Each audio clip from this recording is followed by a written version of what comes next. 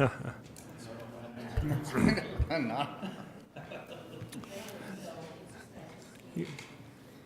guys ready? Okay. Good evening. Welcome to the May 2nd meeting of the Salt Lake City Historic Landmarks Commission. Welcome to everyone. We'll get this going here. We will start, a little background, did a field trip go out tonight? No field trip was held. We didn't visit any of the sites. Commissioners had dinner. There was no business discussed at the dinner, but we know what all of our respective kids are up to. Let's start out with approval of minutes for April 4th, 2019. The commissioners had a chance to review the minutes? The minutes were not in our packet. Okay, in that case, we will postpone review of that minutes approval until our next meeting. As the chair, I do not have anything to report tonight. I would like to say I'd like to ask the commissioners if we could make a slight change in the agenda. We have some time constraints on the work session, on the construction of the hotel building issue. And I'd like to propose that we go through that first and then return to the public comment period, because we've got a number of people who it appears wish to speak on some a general issue that isn't on the agenda tonight. Commissioners, okay with that? Sure. Okay, so be it. Wayne or Paul, do you have anything for us tonight? No, I have nothing to report. Okay. In that case, let's move into item number 1, construction of hotel building and major addition to Salt Lake Union Pacific Railroad Station at approximately 2nd South and 4th West. And Carl, please proceed. Thank you, Chair.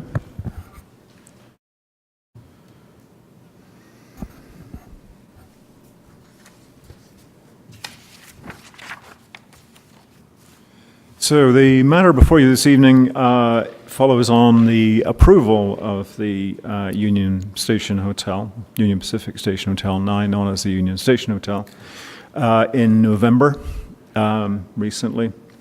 And condition 4 of that approval actually dealt with several matters. This is one of the points of those 4 in condition 4 that we're looking at this evening.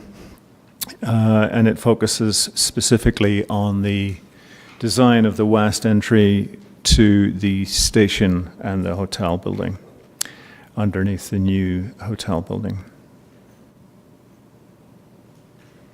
Quick reminder of where we are, in case we need that. A quick recap of recent background. The Historic Landmark Commission approved this particular development proposal for the new hotel on November the 1st with 4 conditions. The Planning Commission reviewed the proposals for plan development and conditional building and site design review approvals initially in a work session on October 4th, and then approved the proposals on November 14th. Tonight, we deal with item 3 of condition 4 that the Commission added to their approval in November.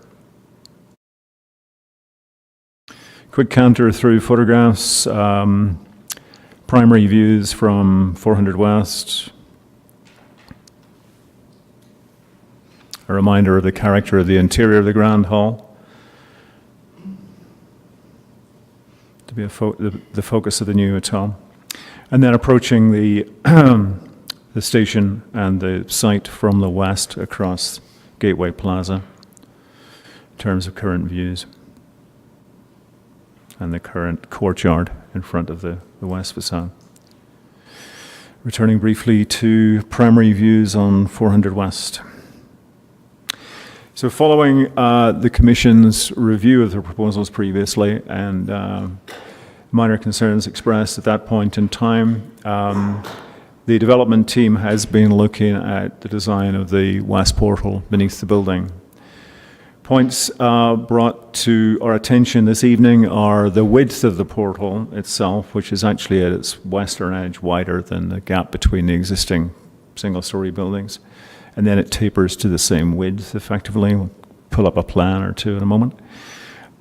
They have looked at the ceiling soffit height through that part of the new building and have managed to increase that by what appears to be approximately about 2 feet in terms of height.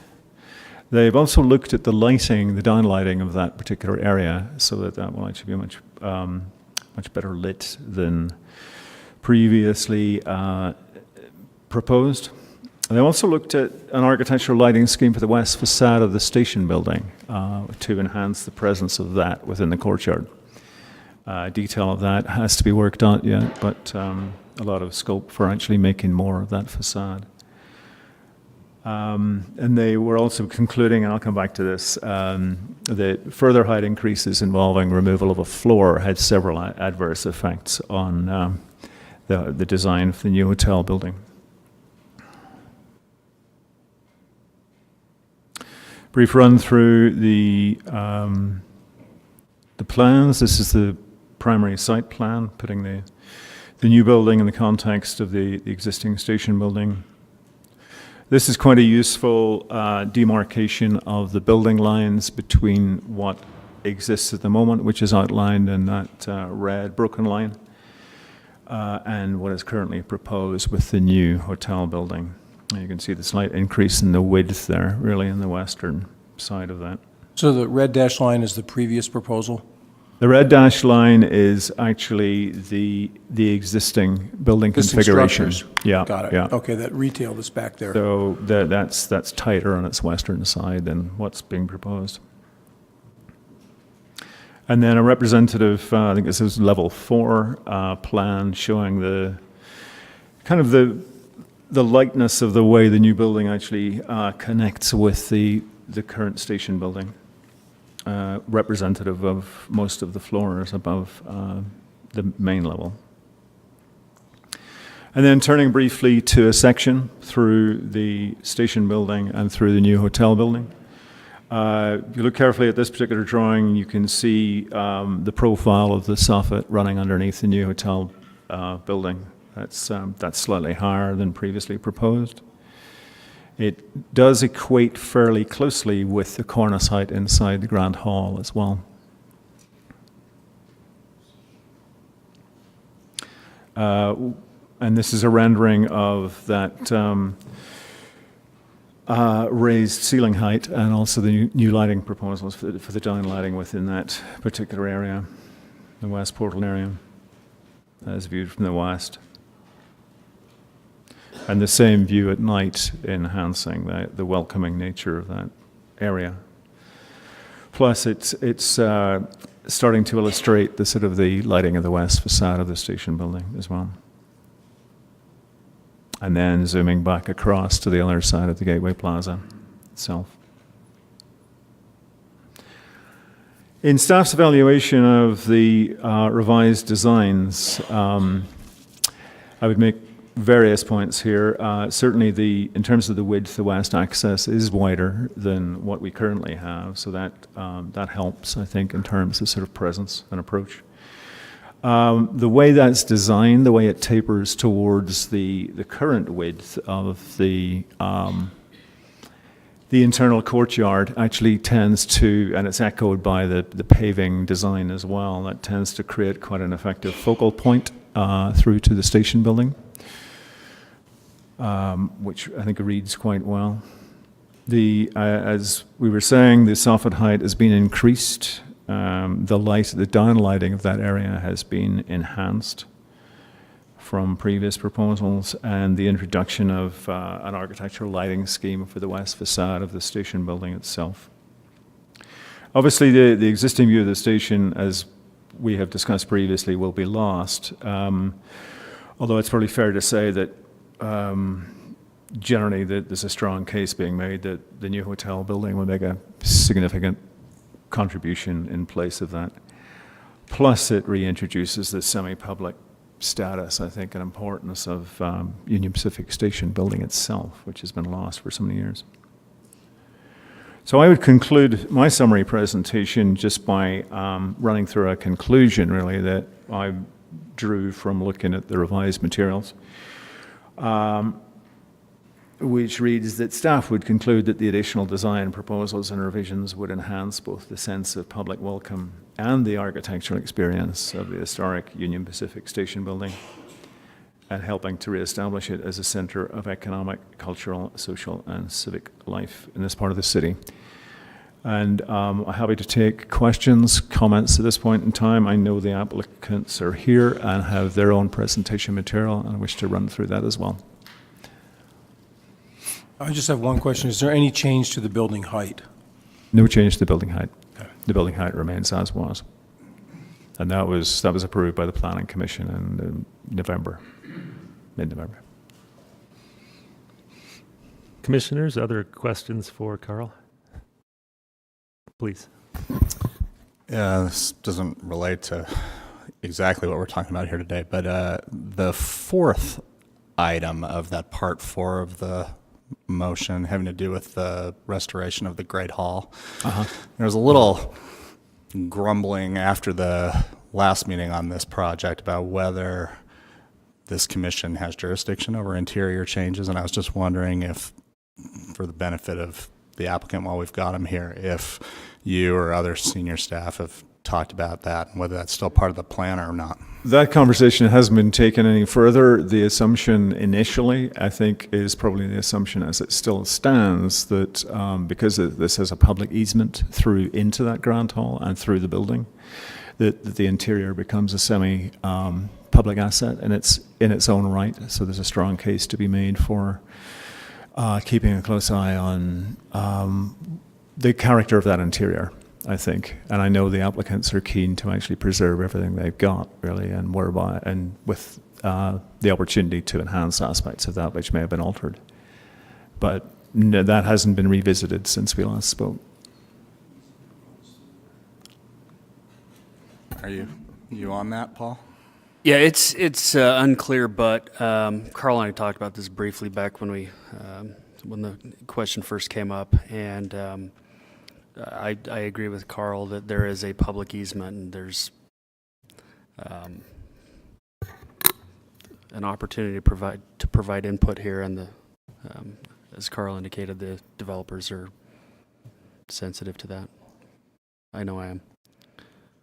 It's unclear. Okay, thank you. Good question.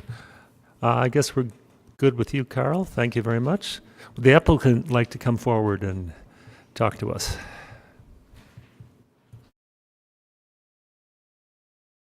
There you go. That should be it. From today. Pardon? Yes, it is.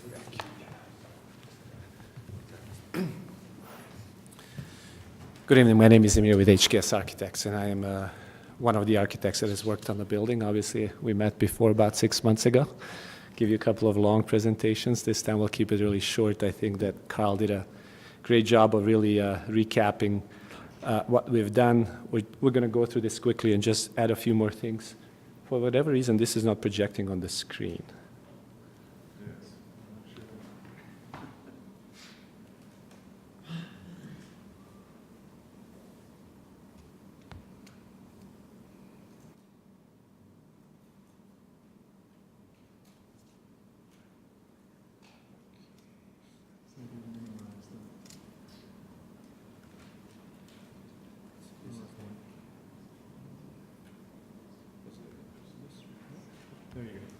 Sorry about that.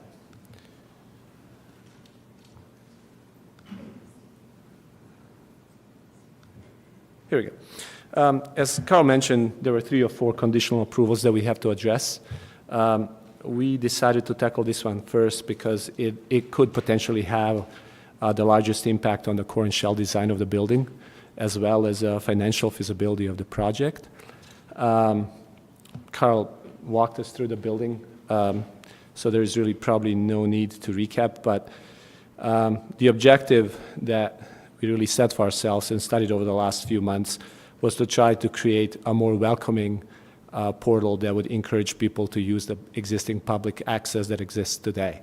And that's something that was really part of our design from the very beginning, really reinforcing this existing connection between Fort West, South Temple, and ultimately the gateway and the plaza itself. Carl already talked about this. Our proposed width of the portal is actually 57 feet at the west end, which is about 17 feet wider than the distance between the existing two buildings. The tapered shape of the portal as well, including the articulation of the landscape, was always intended to really draw people in from the plaza inside to the courtyard, as well as ultimately the Grand Hall itself. And then conversely, from the opposite direction, we really are trying to frame the view of the plaza itself as people are coming from Fort West to the train, to the Grand Hall, into the space itself, while maintaining, and this is something that's been really important to us, to maintain the human scale and intimacy of this courtyard, because otherwise it simply becomes a pass-through space, which it is today. And that's something that we've been trying to avoid. We did study some options to look if we could make the portal any taller, and unfortunately, that would mean losing as many as 9 guest room modules, which would affect the financial feasibility or viability of the project. We tried really hard to maximize the density on this tight site and not exceed the building height that was previously approved and not go over the height of the existing historic building. In addition to that, what's marked in red here are the 2 stairs that are not only serving the new building, but they're also serving the existing historic building and replacing the freestanding stairs on the west side of the building. So if we were to dissect this second level plan, we would basically have to introduce additional stairs and elevators, which for the size of this building would also be infeasible. Again, this is just a kind of a 3-dimensional representation of that connection from Fort West through the Grand Hall, exterior courtyard, and then ultimately the portal that leads you into the Gateway Plaza. Our intent always has been to reinforce this connection by creating a series of enclosed, open, and semi-enclosed spaces and activate them through programming. But the other thing that's been really important to us is maintaining the sense of human scale, which is something that's talked about in the design guidelines for the Gateway, in the design guidelines for the planned development, as well as conditional use. And this rendering, I think, represents kind of the spirit and sense of scale that we're trying to maintain. And you can see that this courtyard does provide and frames the view of the plaza, but at the same time, there is a sense of intimacy and human scale that we're trying to preserve. So there's a balance between making that portal oversized to draw people in and really creating a comfortable pedestrian space that we're trying to maintain. This is the rendering that we presented about 6 months ago. And based on my notes and recollection, I think the concerns that were expressed was that it wasn't welcoming, that it felt dark and perhaps too low. So as Carl mentioned, we were able to increase the height of the portal to approximately 18 feet without really affecting the feasibility of the project and the program itself. And so this would be the new rendering that now you see the increased height. That's approximately 18 feet that, as Carl pointed out, corresponds to the height of the cornice in the Grand Hall. Another thing that was important to us is that maintaining the height of the portal at this elevation also allows us to maintain the faceted articulation of this facade. When we did some studies where we're trying to make this taller aside the impact on the program and financial feasibility of the project, it started creating a bit of an awkward condition where this west facade kind of started losing its integrity. So architecturally, we felt that it wasn't quite appropriate. And then last but not least, in order to address the issue with light, we proposed lighting that could be left on during the day as well to create a more welcoming experience. We deliberately chose wood material for the soffit because natural wood finish has the ability to diffuse the light and create a glow rather than creating just some bright spots along the way. And then at night, you see how the lighting from the adjacent spaces that are on one side we have meeting spaces, on the other side we have a fitness spaces. So program front of house spaces would also help illuminate the portal itself and create a safe environment at night.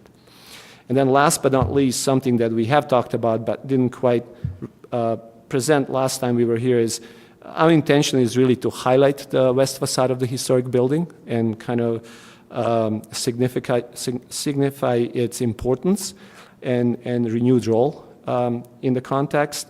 And this rendering kind of starts to show that, creating that focal point with the exterior lighting that really starts to draw people into the grand hall itself. And I think that's about it. All right, thank you. Commissioners, do you have questions for the applicant? I have a few. Okay, Here, go for it, Charles. let me lead off. I've got, I think, maybe 3 questions. One, the section that you had that actually had floor elevations, you don't need to go back to it, but does level 2, is it at the same elevation in the historic building as well as the new hotel? That sort of answers that question. Because I was wondering if you'd studied stretching level 1, but if it's on level, and you described the egress issues there, so I'm answering my own question. What about a study, and this is a good view for it, any study of recognizing that it eliminates hotel units right there above Union Station, any study of making those hotel rooms there sky decks essentially, or connecting the corridor, the hotel corridor, making it a glazed connection side to side, but then making the east and west a glazed sky deck sort of opening? We actually did studies of creating both, what you just described, and at the end of the day, what it really boils down to, even if we just have a glass bridge, that glass bridge would be shaded for the most part, and that the glass will still have a significant amount of reflectivity. So in a way, it still creates a solid element. So on one hand, we were losing guest rooms. On the other hand, we weren't really getting the architectural effect that we were hoping for. Right, and I recognize that the treatment of the outside of this is there. The last one, the rendering, and I think it's actually in the staff report that uses the word extensive downlights, but can you describe the lighting proposal that you have there? Because you have quite a lot of uplighting on that new wood ceiling, soffit ceiling. Do you have any specifics there, or is it extensive downlighting only, or something like that? So, well, again, this is still a concept design. The idea is to really illuminate the ceiling and diffuse the light, to really create this idea of a floating ceiling, which would visually make that space even perceived to be taller than it really is. But certainly we could introduce uplights of the columns, some kind of pedestals with integral lighting and additional lighting along that path, as well as inside of the path itself. That could further, but again, we felt if we go back to this last rendering, between the lighting that you're getting from the first level on both sides, the lighting beyond, and the lighting throughout the portal itself, that there's certainly seems to be adequate lighting to create a more welcoming experience as well as a safe experience. yeah, the rendering is very nice. It's just that ceiling is heavily illuminated up, which opens that space and makes that volume more expansive and important, I think. So I'd say make sure that that's a component. Downlights only or extensive downlighting will make that ceiling dark and ominous. And that was part of the reason why we chose a wood soffit, because wood does have the ability to diffuse lighting. Even if it's coming from the downlights, it does have the ability to diffuse it and spread it out rather than being just a directional downlight. But those are certainly things that we could play with. This is architects playing lighting designers right now. All right, thank you, Charles. Commissioners, other questions? We good? Right, thank you. Nice presentation. We'll go into closed session now to discuss this among ourselves. Comments? Esther? Ready to stay. I mean, but we're technically a work session on this one, right? No, Or please. Yeah, it's listed as work session, but what you're doing is actually passing off on one of your conditions that you made. So Carl did put some language in your Dropbox that you could potentially use to pass that condition if you want. Right, so, Thanks for the clarification. yeah, so we can have some discussion, and or we can just move ahead with a motion on this if we wish. I'm happy to make a motion. I mean, if I can find it. You know, I am generally against design by committee, but I think in this case, we have something good going on.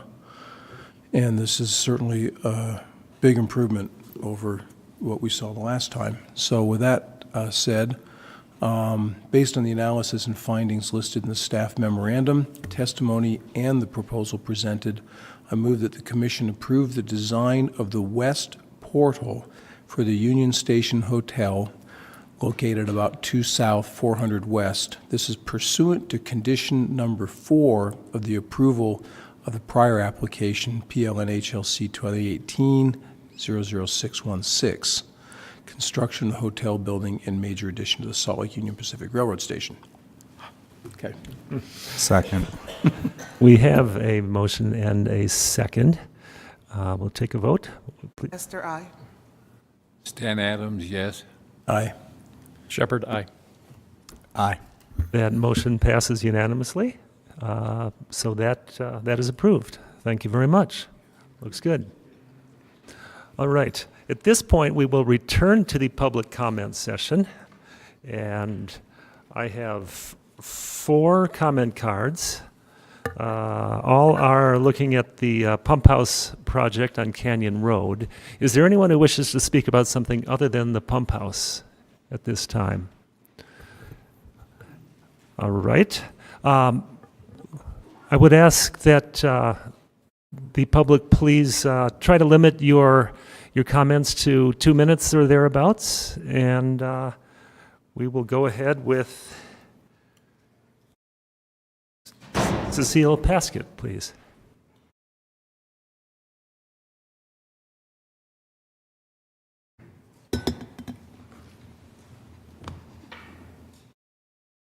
Hi, my name is Cecile Paskett, and I live at 231 Canyon Road.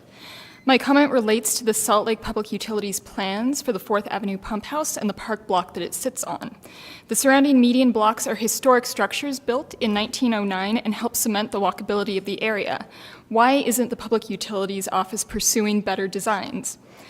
Many proposed facility components don't fit the residential area or are difficult to maintain. The project plans should take better cues from the surrounding park, such as the cobble and stucco bridges and the scale of block installations.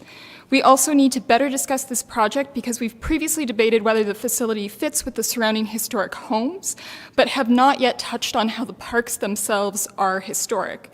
They were erected as landscaped green spaces without large facilities, and this has not yet been addressed. Further thoughtful planning is warranted because the Canyon Road park blocks are examples of city features that have been a priority for decades.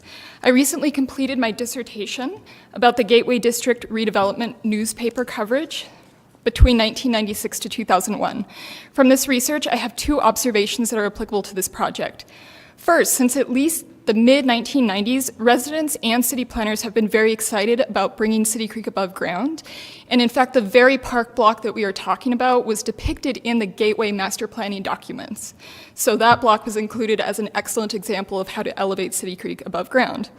And during this time period, people were very enthusiastic about installing park blocks in the Gateway District, which were eventually built along 500 West.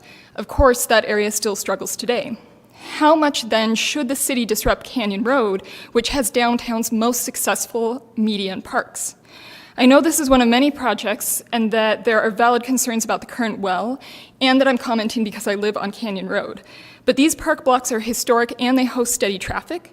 People walking their dogs, joggers, people taking wedding photos, quinceañera photos. The parks have a long history and we need to do this project correctly. Thank you. Good. Thank you. Yeah, well timed. Thank you very much. Yeah. Lisa Livingston, please.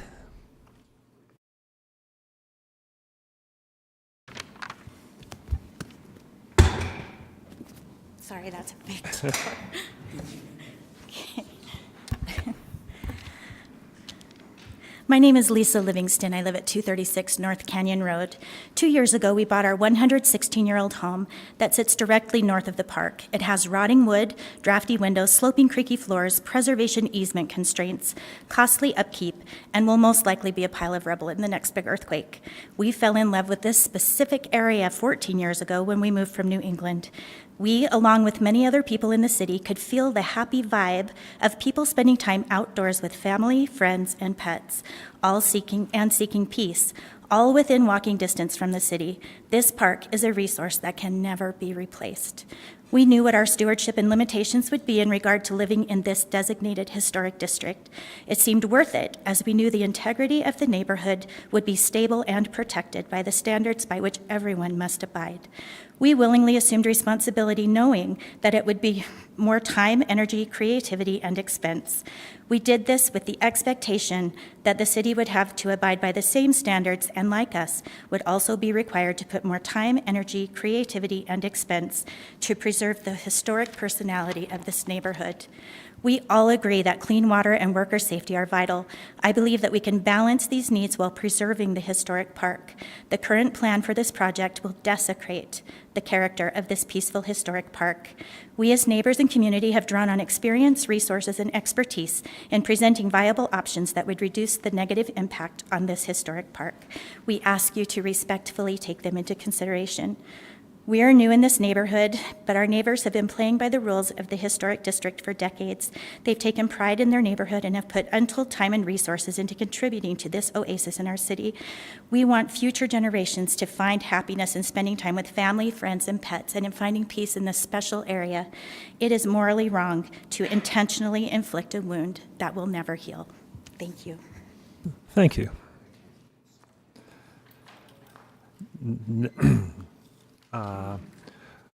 Winston, I can't quite read your last name. Seiler. Okay, welcome, Winston. Thanks for having me. My name is Winston Seiler. I'm a resident of Canyon Road. Professionally, I'm a petroleum geologist. I've designed, executed, drilled about 296 different wells. I'm a resident of Canyon Road and live right in front of where the pump house will be. Just want to make a few comments, and I guess in short that the mass of the utility building is out of specifications for the historic district ordinance and will require unprecedented variances in mass and setbacks. But I think fortunately there's still the opportunity for improvement. I understand that public utilities, their current state is they're at about 30% engineering, which I think is a good thing because it means there's still opportunity for improvement on their design. I also understand that the Historic Landmark Commission from past meetings, you do not have much say over the engineering within the building. But I thought it was just worth just mentioning that I think that there are still alternatives and still engineering solutions to shrink that footprint further. I think two very specific items. There's a flow meter that they have inside, which currently involves a flow meter and about 15 feet of pipe. There are off-the-shelf commercially available alternatives that you can take you could say a more modern flow meter, ultrasonic, magnetic, Coriolis effect meter. These are non-mechanical flow meters that can give results accuracy for water flow volumes of 0.1% accuracy. So incredibly accurate meters. And by utilizing those, you have the opportunity to shrink the footprint of the building between somewhere 12 to 15 feet. So approximately a 30% reduction. I think another opportunity there is in the pump selection. The well currently has an electric submersible pump. That's a pump that is down at about 270, 300 feet, electrically driven pump. You don't hear it, there's no vibration from it. The current plans have a line drive pump with the motor at the surface, and there are drawbacks and advantages to each one of those, but I think the important thing is that they can still do an electric submersible pump. Biggest advantage, there's no sound, there's no vibration to that. It also has the ability of probably decreasing the height of the building by potentially a couple feet. So I think there's real ways to shrink that footprint of the building. Both of these are commercial off-the-shelf solutions, and I think that it would be great to continue to challenge public utilities to explore design alternatives to shrink any pump house to as small as possible, as close to the existing footprint, and then make the building look something beautiful. And in my mind, we're doing this is going to be there for 100 years, so we have one chance to do this correct. And in my mind, the real measure of success is this something that folks want to have their wedding pictures taken out front of? Because that's what people do in Memory Grove. It's the quinceañera photos, it's the wedding photos, it's family photos. People bring their couches and sit down to take these photos. And I kind of feel like if whatever is built there meets that standard, then it's pretty good. Thanks. All right, thank you. All right, Evan?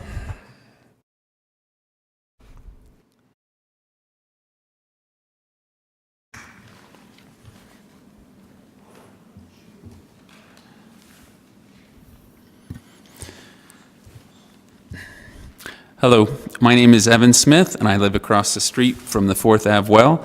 I know nothing about pump houses or how they operate. But I thought if I was getting one in my front yard, I should get a chance to express my feelings on its appearance. Though any utility building shoehorned in among 100-year-old sycamore trees is going to look unnatural, the currently proposed pump house design attempts to camouflage the many metal doors, circuit boxes, AC units, and comically enormous waste pipes with a puzzling number of multi-sized, multicolored rectangles of various materials, colors, and textures. I have no idea what type of water pump lives inside this house, but from the patchwork of distracting exterior elements, I can only assume that it is a very confused little water pump, hopelessly searching for its identity. It is hard to find any material or architectural feature in the pump house design that reflects the historic nature of Memory Grove. My neighbors and I have spent a great deal of time, money, and love keeping our historic homes historic looking. My house is annually inspected by the Heritage Foundation to make sure the appearance reflects a particular historic aesthetic. Yet when it comes to the appearance of the pump house, it seems anything goes. Had I known the city would allow me to attach a 9-foot, 16-inch diameter waste pipe to the side of my house, I might have long ago thrust one proudly from my 1904 yellow brick Victorian. At the most recent open house, I had the opportunity to ask the planners why the pump house had to look so modern compared to the rest of the neighborhood. I was told it would be deceptive to give the public the impression the pump house was original to the park. I was shocked. Just 22 years ago, the city decided to spend millions of dollars making a walking path from Temple Square to Memory Grove. They brought the stream above ground using the surrounding river rock and sandstone. They chose benches, light posts, and bridge head walls to reflect the historic neighborhood. All these so-called deceptive elements have created a timeless space visitors and locals need, if even for just a few minutes at lunch.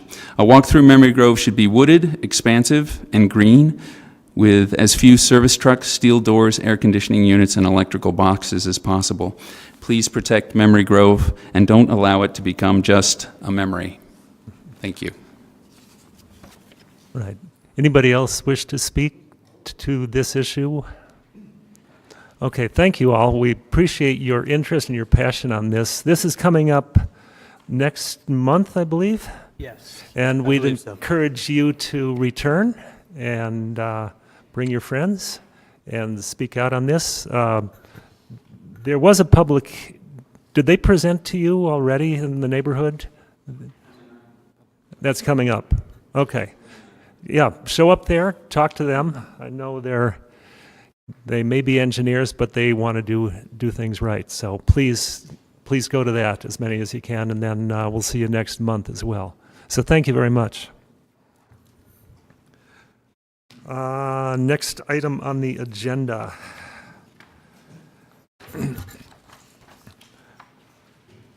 Work session, an Rmf 30 update, please, with Lauren.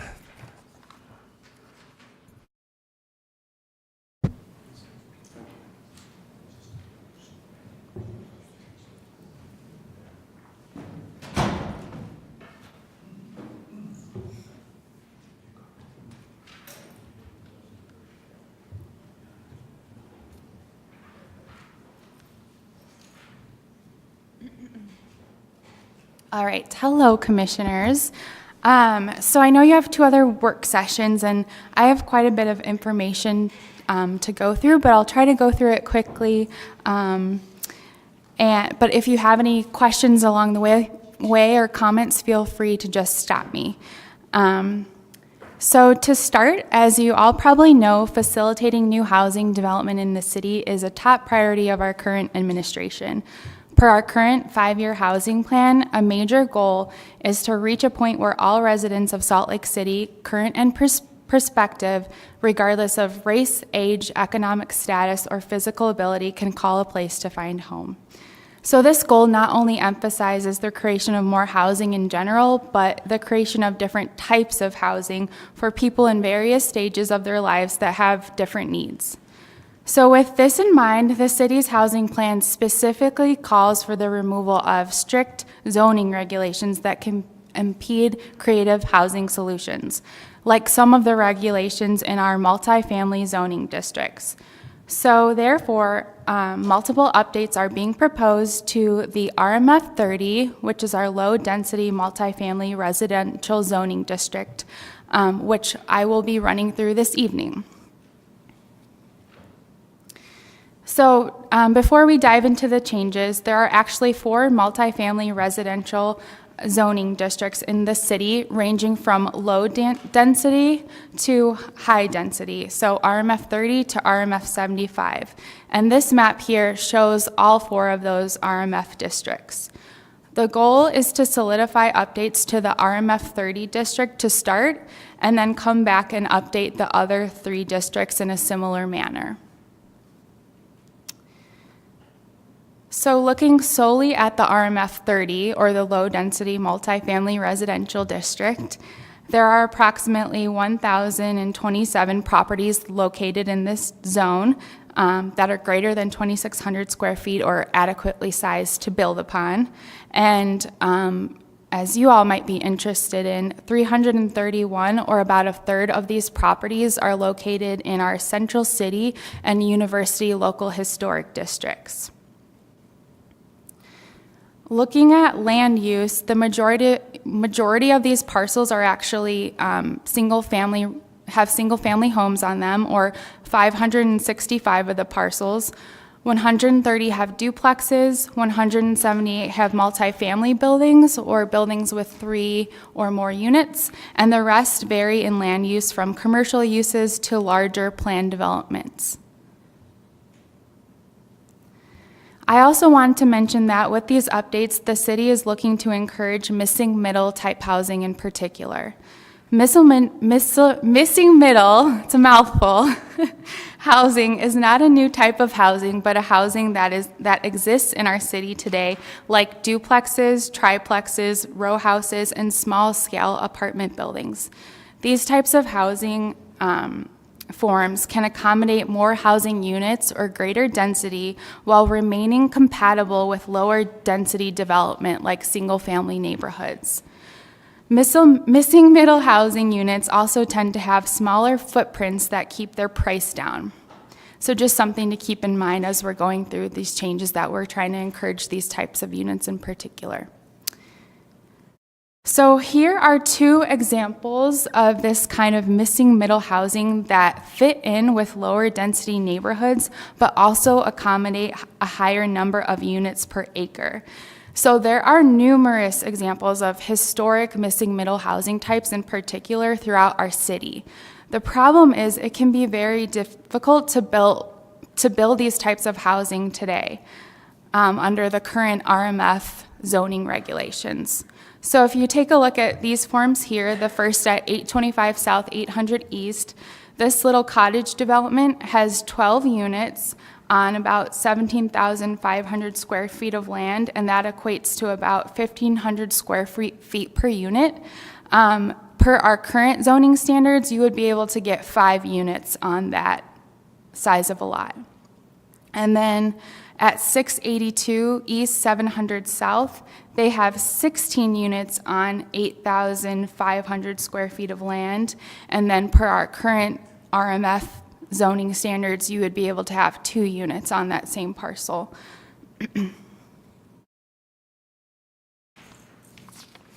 All right, so now diving into the changes that we're proposing to the Rmf 30 district, starting with reduced lot areas.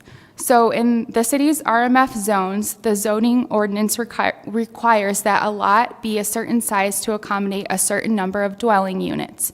As seen on this table, per today's code, you need 5,000 square feet of land for a single-family home, 8,000 square feet for a duplex, 3,000 square feet for each unit within a multifamily building. If you take a look at this distribution graph of our land areas, Almost half of the existing lots in this district range between 3,000 to 6,000 square feet, meaning that those lots couldn't accommodate anything more than a single-family home or one unit. Therefore, we are proposing to reduce the lot area required per dwelling unit in the RMF 30 for all land uses and slightly more for row houses, cottage developments, or tiny homes in order to encourage this more compatible missing middle type housing form. Again, with smaller lot size requirements, we also hope that this will drive the construction of smaller, more affordable units. Along those same lines, we are also proposing to remove required lot width in the RMF 30 district. Currently, lots are required to be at least 80 to 100 feet wide in the city's RMF zoning districts to accommodate a new multifamily use. As the majority of lots zoned RMF 30 are between 31 and 50 feet wide, this requirement of having an 80 to 100 foot wide lot is extremely limiting. And then I have this example here that shows this 63-foot wide, 10,300 square foot lot could not accommodate anything more than a single-family home due to its lot width, even though the area could accommodate technically 3 units. Many other standards are in place that encourage adequate lot widths, like separate and spacing between buildings, such as side yard setbacks, required driveway widths, and building code standards that require spacing between buildings. Therefore, per these proposed updates, the minimum lot width requirement would be removed. Next, we are introducing design requirements for all new construction in this district. The standards being applied are actually the same design standards that are used in the city's form-based districts, which require front entry features, front facade glass, higher quality building materials on front facades, and also limit the lengths of blank walls. Next, as we've been discussing a little bit, the city would like to encourage this construction of certain building forms that can again accommodate a higher number of units while remaining compatible with single-family development. Therefore, the proposal includes allowing these 3 building forms outright that typically aren't required without some kind of special approval like a planned development or something of that nature. So with the exception of tiny homes being that they're allowed outright, but they're allowed on a 5,000 square foot lot. Just a little bit about each of these building forms. Cottage developments consist of 2 or more small-scale single-family homes, aka cottages, uniformly arranged around an open space on a single lot. So we'd like to allow that without planned development approval. And then we're calling this the third figure there a side-oriented row house, which shares the same configuration as a row house where the units are attached side by side, but each unit's entryway is oriented to the side or interior of the lot as opposed to all facing the street. Again, this is typically something that's only allowed per plan development. And then tiny homes, which much of the community expressed interest in allowing. These would be limited to 400 square feet in area, excluding the lofted space. And so we would like to allow these on 1,500 square foot lots. So those are the 3 new building forms that we would be introducing. And then additionally, with the side-oriented row houses, we would have more specific design standards applied to those types of forms because we want them to be very or oriented to the street with a front entryway, an adequate amount of glass and things of that nature, because as their front entrances are to the side, there tends to be neglect on the front facade, so we are adding these design standards to try and enhance the front facade of these forms. The next update is to allow more than one principal structure on a lot, which is currently not permitted, partially to discourage buildings that are hard to access and have little visibility for safety purposes. However, we have long, narrow lots in our city that have space for development in the rear yards. And as you can see here, I just found this example on an aerial in the Rmf 30 district. And there is, I think it might be a fourplex in the front. I could be wrong about that. But it's either a fourplex or a duplex in the front and then another structure in the back. And as you can see, it has adequate access and visibility. So, and they're utilizing that long, narrow lot. So we would like to allow more than one structure on a lot without plan development approval. And then along those same lines, we would also like to allow the creation of new lots without public street frontage, which also currently isn't allowed. And so you would be able to do that per an administrative review process, just so we can make sure that there's adequate access and visibility, as I've been saying. So finally, with all of these changes, staff does realize that some development pressure may be put on structures inside and outside of local historic districts. Therefore, we are proposing to allow a unit bonus when a building permit is pulled for an additional housing unit on a lot and the existing structure on the lot is retained. The idea is that if a lot can now accommodate one more unit with the updates to required lot area, perhaps they'd be more likely to add that unit within or attach to the existing home if they could then get an additional unit instead of completely demolishing what's there and starting from scratch and not being able to build as many units. The second thing that we'd like to propose is in order to discourage the collection or banking of multiple parcels of land to accommodate large developments, a lot with maximum has been proposed of 110 feet. Oh, sorry, I didn't switch the slide. A lot with maximum has been proposed of 110 feet. And so based on average lot widths in the Rmf 30 districts, this would typically prevent the consolidation of 2 to 3 parcels max, so that someone couldn't come in and assemble all these parcels, wipe out what's there, and do a larger development with higher density. So with that, I went through everything really quickly, but there are some guiding questions in the staff report. So if you have any questions or comments for me, please feel free to go ahead. Yeah, Lauren, how is parking handled in cottage developments? So it's going to be the same standard, and with this proposal, we're not amending parking requirements, but that's something that the public has brought up as we're taking these to community councils and such, but our parking chapter is being updated at the moment, and we're going to try and coordinate with them a little bit better, but I believe it would just, cottage developments would be held to the single family parking standard, which is it two spaces per unit, so that's something that we could look at. Okay, it seems like if you have to do 2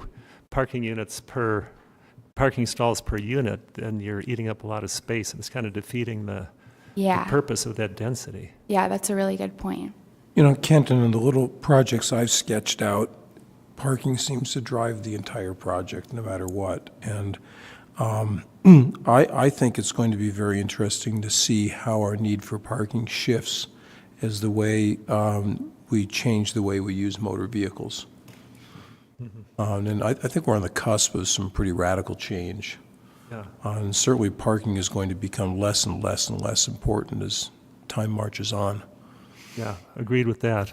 An architect I've talked to back in the Midwest has proposed having communal parking in the middle of a block where you don't expect to park on your right adjacent to your own building on the street or in your own driveway. You come into a central parking, and then your access radiates off of Like that. like the public lots in Marmalade District. Yeah. That idea. Another question, please. How would these Rmf 30s integrate with the accessory dwelling units? So Yeah, that's a good question. And accessory dwelling units are more specific as they have to be owner occupied and they are accessory to single family buildings.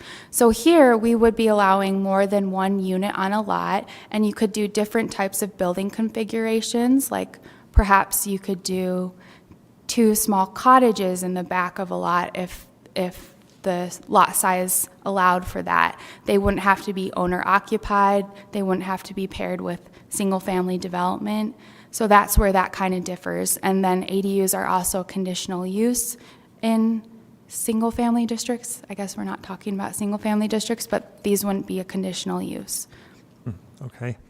And then one last thing, maybe a little picky, but EFS isn't always a bad material. Okay, That that's- seems like you're getting down to too much minutia on That's help- saying what materials you you can or cannot. Certainly, it can be done poorly, but it can also be done well, and it does go along with an easy way to increase energy and efficiency in the insulative envelope requirements in the building code.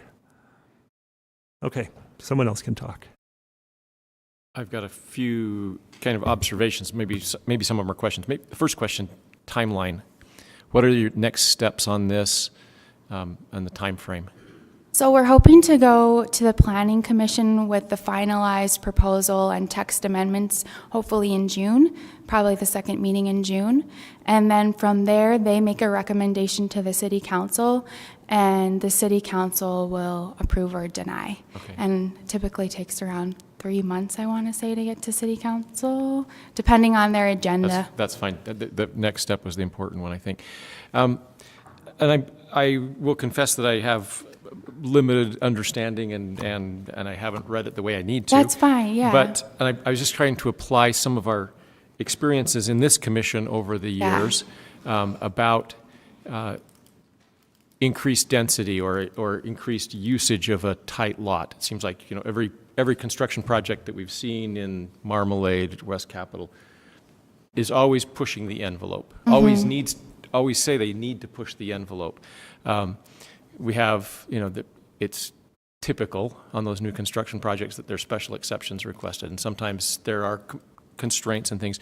But I also see typically 9-foot ceilings and a lot of other features that are, yes, very lovely to have in new construction, but I see those being wedged into a building envelope that then is larger than what any of us, what the requirements allow and things like that. So I think that's really important, that somehow that experience is maintained. I mean, that the building envelope's scale and such is maintained. Okay. The other one that I see, I like the idea of the, I've lost your name, the inline row house or whatever, the in towards the block. We just made that up, whatever so. the name was. Nice idea. Side-oriented.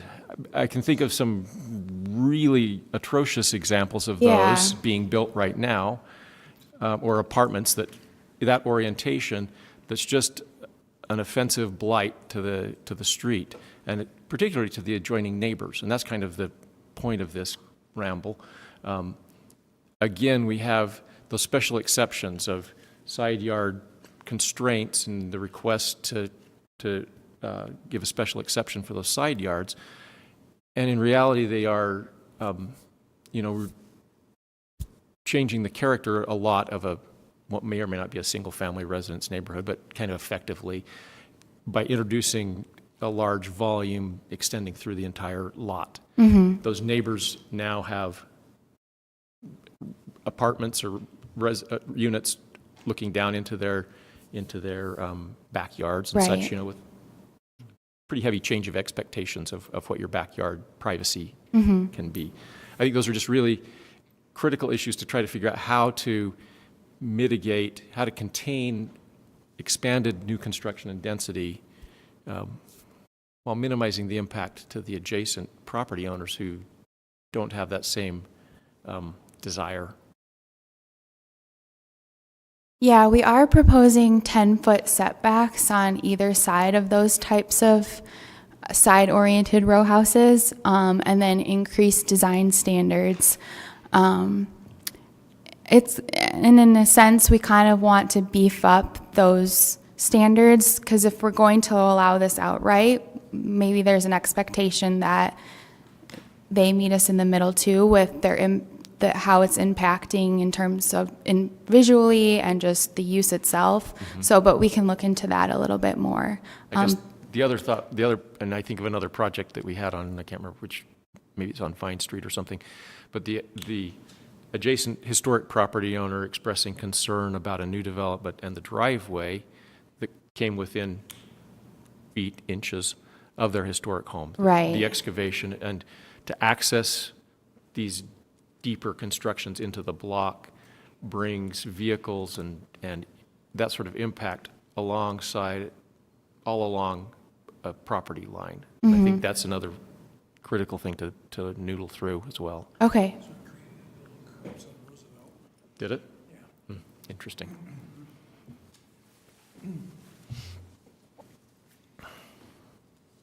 Along those same lines, if I may propose a question, do you all have any comments regarding the design guidelines for those side-oriented type row houses?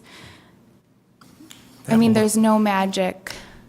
That's part of the reason I was asking about the timeline. I'd like to think through it and now Okay, read a sure. little more carefully and get some comments in maybe, but Great. Lauren, you want to shoot? Go for it. I'm really, really impressed by this package. I really tried to poke holes in it, and I don't think I can. So it feels like you guys have done your homework to a depth that is really impressive. I have a few questions or thoughts. One thing is that you just mentioned is the 10 and 10.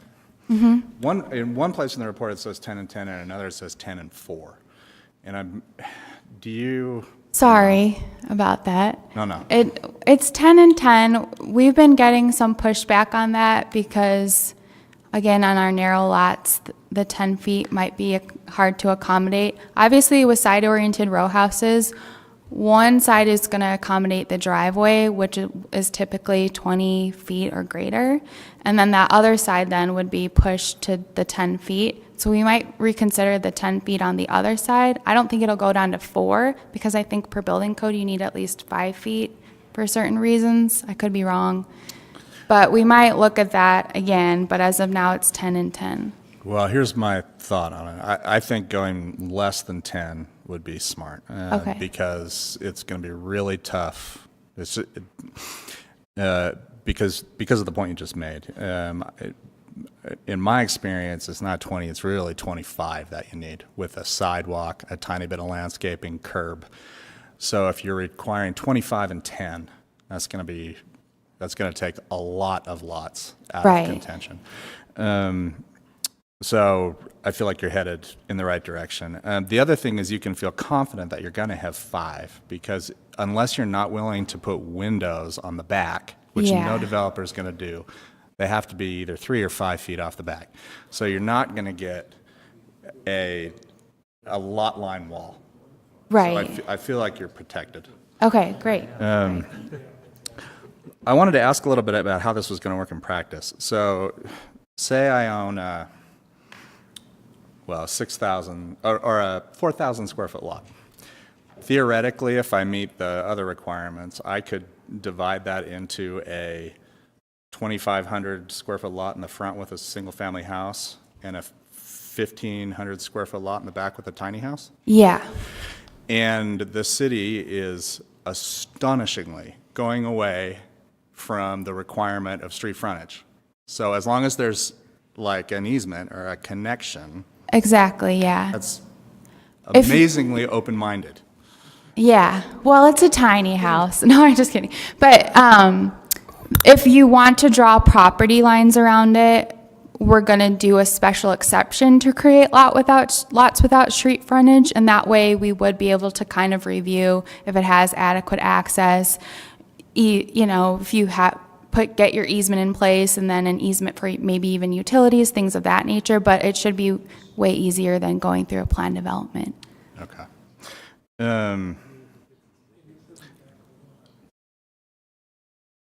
You've answered all of this, I think, but a tiny house, it's not an ADU. No. So it can be rented, can be owner-occupied separately from the other. Okay.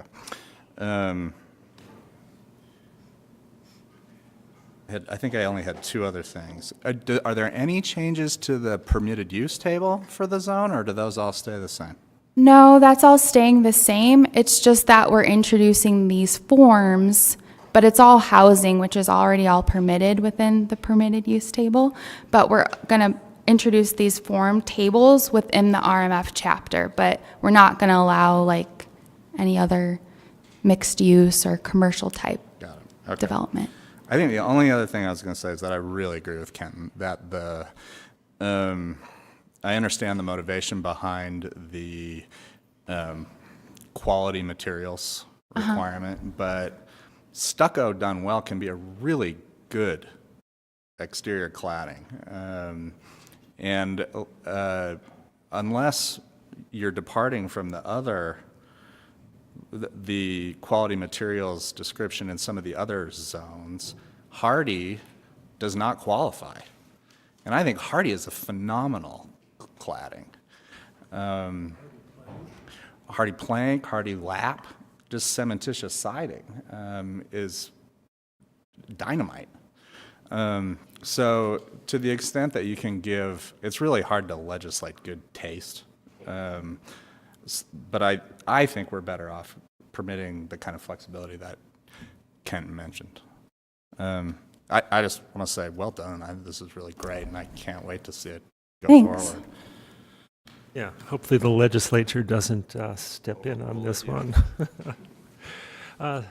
Esther, Stanley, any comments? David, do you have? Yeah, I've got a couple. First, how does the unit bonus work?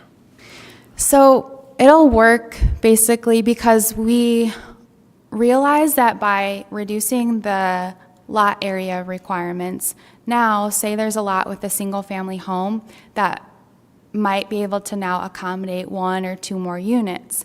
And so instead of them just wiping out what's there, we are proposing this lot bonus, and so that single family home could come in and they would have to qualify for at least 1 more unit already, like per the lot area standards, and they could come in and get their building permit. And at that time that you get your building permit, for the 1 additional unit, you could also get the 2 because we would see that you're preserving what's existing.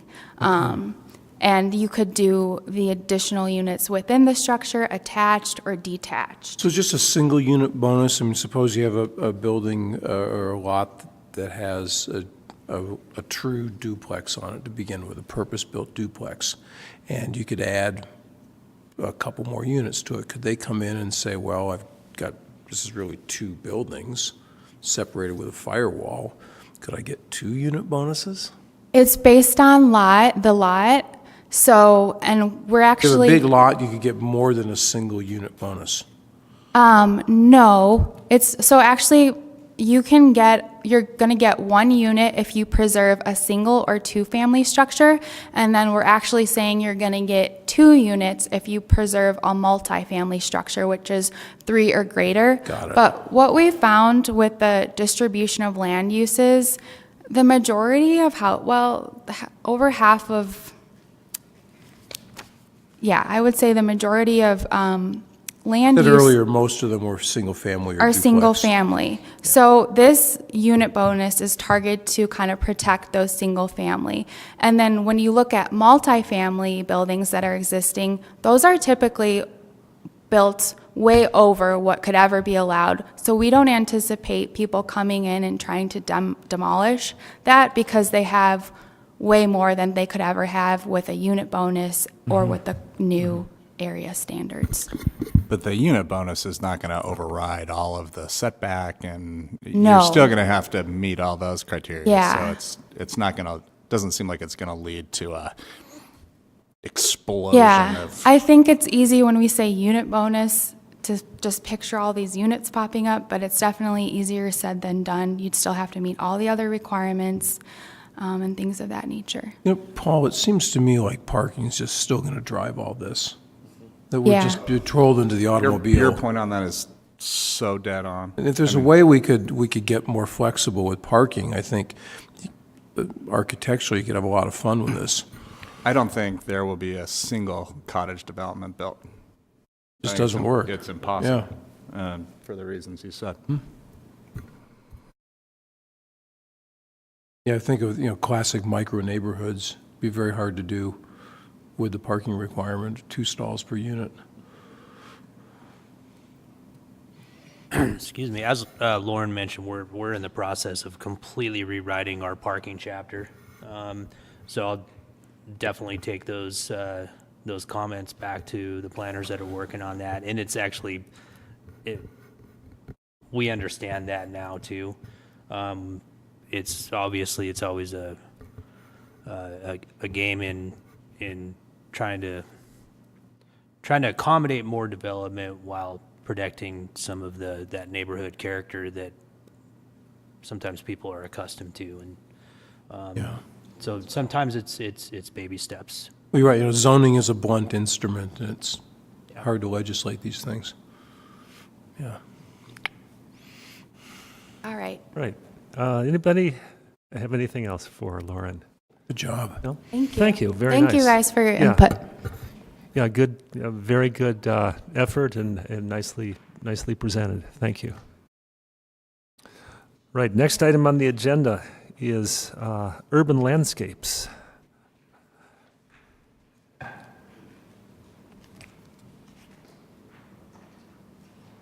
Laura ran up to grab batteries for the microphone, I guess. So she should be right back down. I'm not sure if she's going to do a dance number or something for us. Okay. Well, why don't we take a 5-minute? If you want to take a little break, Yeah, she should be 5-minute right break back here.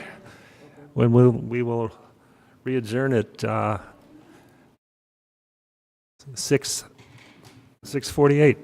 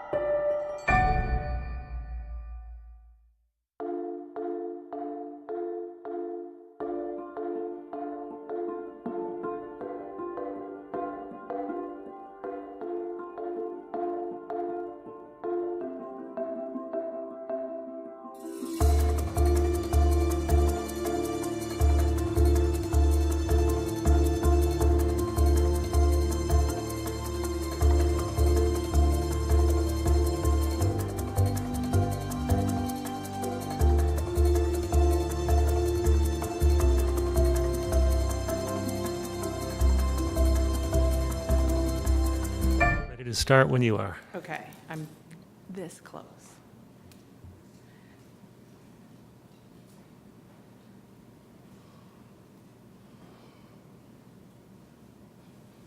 So I can at least get started and introduce myself to those of you I haven't met. I'm Laura Bandara.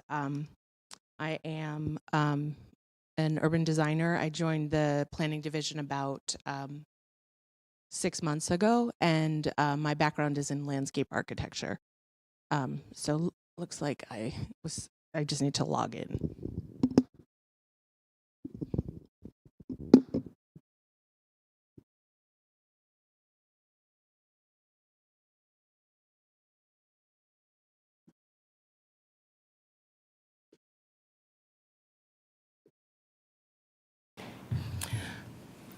Okay, so I am going to speak into this microphone because I just have a very hard time sitting and talking. Part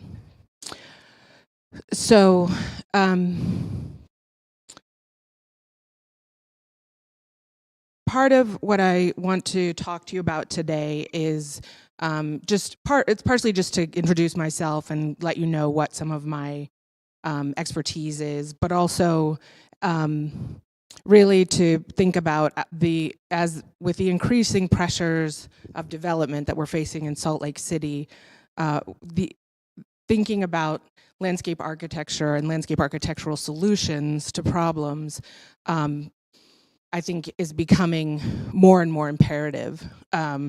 So one example that I'm working on currently is a urban forest action plan. And so at the same time that we're amending our street tree ordinance, I'm collaborating with our urban forestry division, sustainability, and public utilities to really look holistically at some of the issues that we're facing in our city, such as climate change, climate change, air pollution, water quality degradation, increasing floods and the need for new methods of stormwater mitigation. So these are all things that fall under the rubric of landscape architecture. And so that my background and then the urban design kind of brings those all together. So this will give you an example in terms of planning, thinking about some of the decisions that face you on this commission, how you can frame some of your questions and really think about our public realm and our public spaces in terms of making sure that as our city grows and changes, that we are not losing what is character defining about our city, but at the same time that we're providing opportunities for that growth. So with that, I'll get into the presentation. So when I talk about landscape architecture, or in the past, when I have to say I really am happy about the fact that I can now introduce myself as an urban designer, because before, when I would say I was a landscape architect, people would always ask me about their yard. So I don't get that now. But so we really do need to define landscape, and I hope that I'll be able to do that here. So Anne Spirn is a landscape architect who teaches at MIT, and she wrote that landscape associates people and place. Danish landskab, German Landschaft, Dutch Landschap, and Old English Landskap combine two roots. Land means both a place and the people living there. Skab and schaffen mean to shape. Suffixes skab and schaft, as in the English ship, also mean association, partnership. So while these meanings are still strong in Scandinavian and German languages, they've all but disappeared from English. So when I talk about landscape or landscape architecture, really I'm talking about the association between people and place, the way that we design and shape the places we live, and in turn, they often shape us. So landscape creates frameworks for cities, and it does this at multiple scales.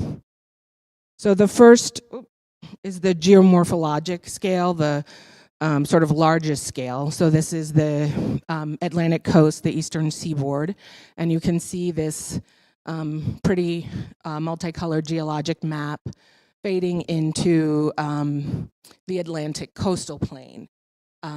So, and that red line traces that. That's the fall zone. So when we say the fall zone or the fall line, I'm literally talking about waterfalls, right? So that is the place where when rock meets coastal plain or sand, more or less, you get waterfalls. And as a result, we now have a urban megalopolis along that fall line, because at the time that those cities were settled, water was the main source of power that they used to really be the engine behind the growth and development of those cities.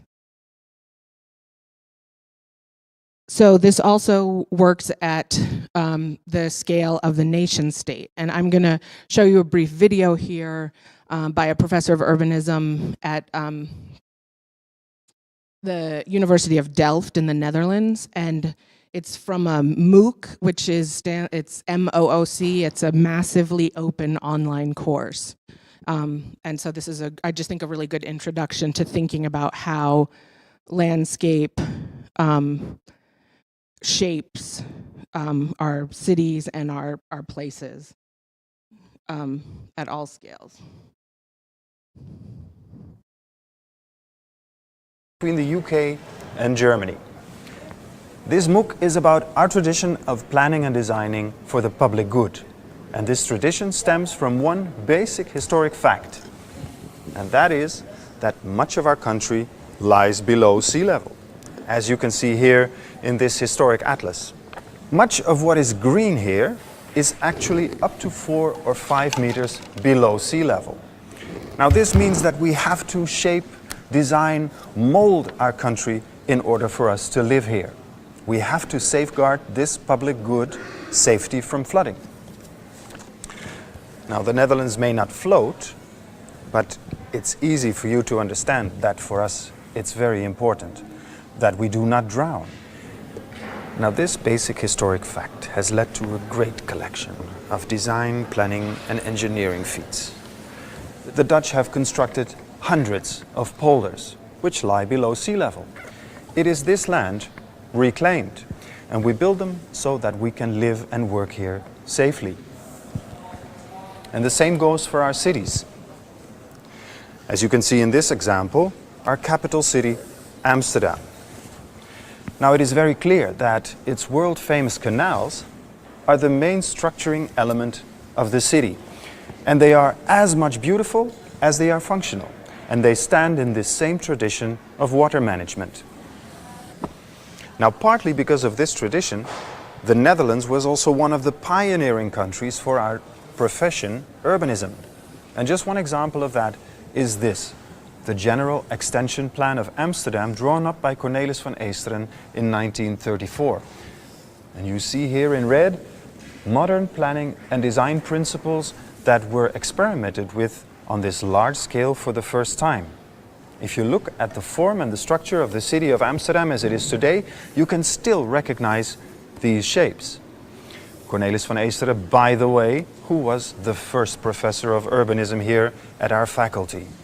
Now this MOOC is not about water management or about the famous Dutch architects and urbanists. It's about planning and design for the public good. And we can do that for any public good. It's a way of thinking. And we're going to practice with 3 basic principles which we think are central to our profession.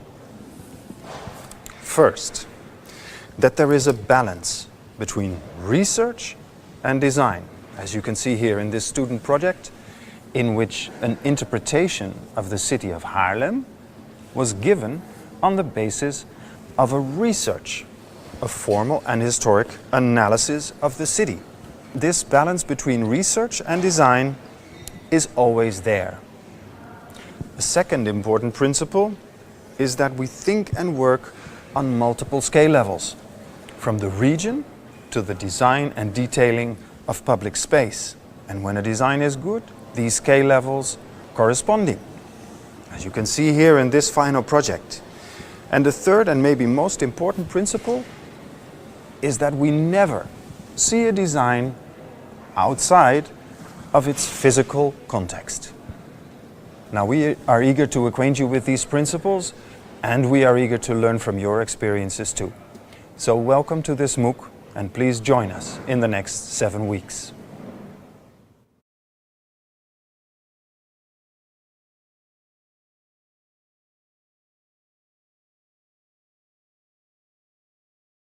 So I just want to reiterate his point, and I'll go into this more in a little bit, but that idea of never looking at something outside of its context, right? Always considering the context.